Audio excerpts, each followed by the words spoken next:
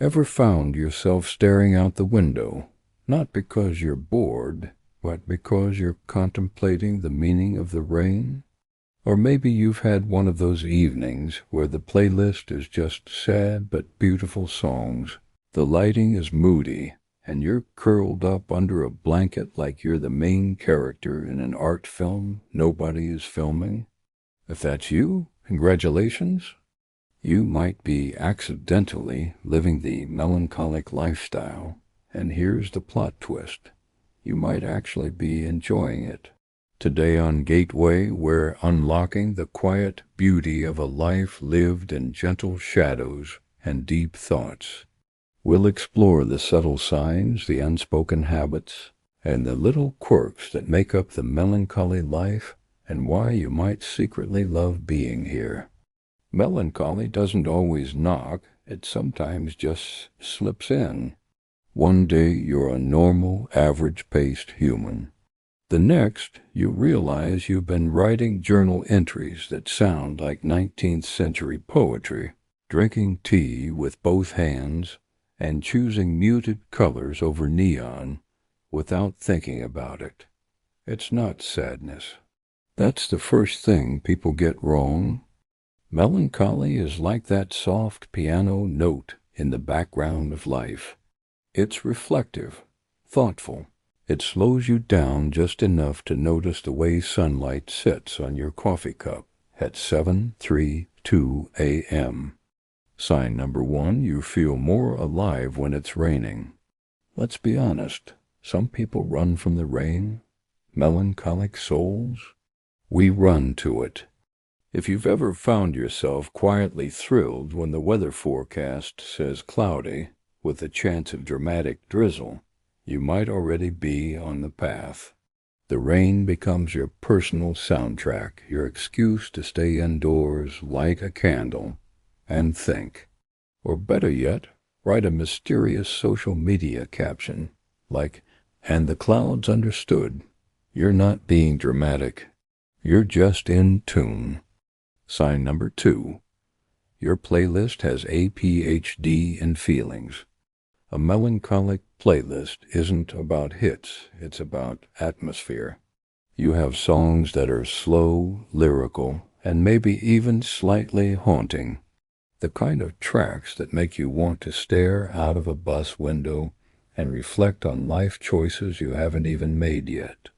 You're not chasing beats, you're chasing moods. And the beautiful part? These songs don't make you sad. They make you feel deeply alive. Sign number 3. You romanticize the ordinary. This is where it gets magical. You could be drinking a plain cup of coffee, and suddenly it's not coffee. It's the warmth of 1,000 small moments in a chipped ceramic mug. Melancholic living means you've mastered the art of turning simple life into subtle poetry. Laundry drying in the sun, a metaphor for patience. The sound of a distant train, a reminder of all the places you could be but aren't. You don't escape reality, you reinterpret it. Sign number 4.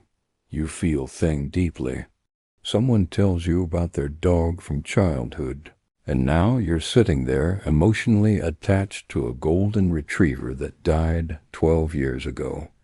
Melancholic living comes with an emotional depth that feels like high-definition feelings. It's not weakness. It's a superpower. You don't just hear stories, you enter them. The flip side? This can sometimes be exhausting, because the world can be a lot when you feel everything with extra layers. But the reward is a life lived with texture. Sign number 5. You have a relationship with silence. Some people run from silence. You date it. Melancholic living means you're not afraid of quiet moments. You might even crave them.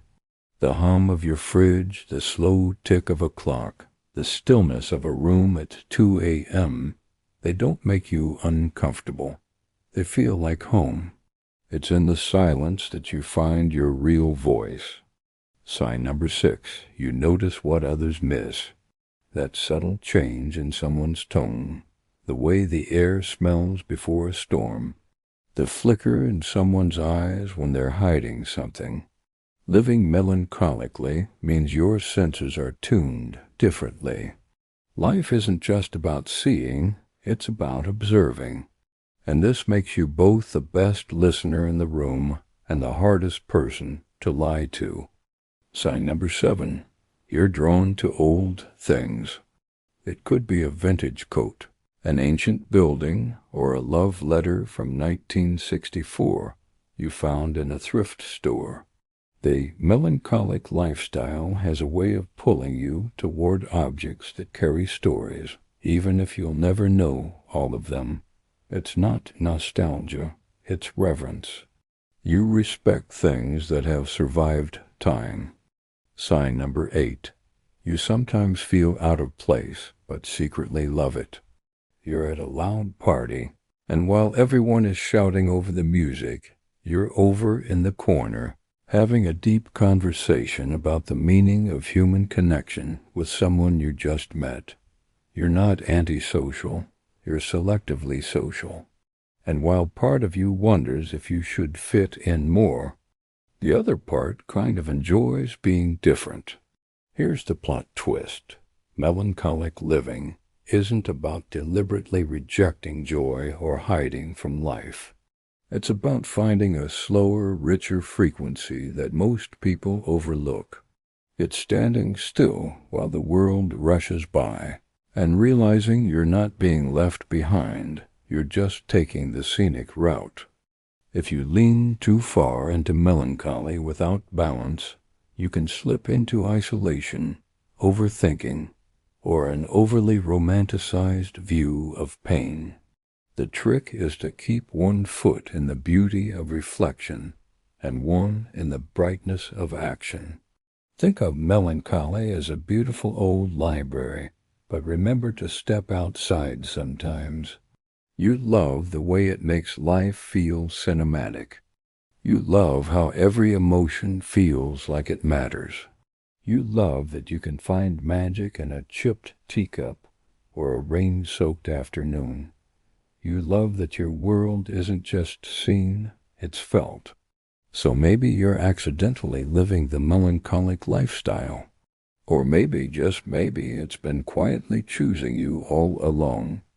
Either way, you're not broken. You're not too much.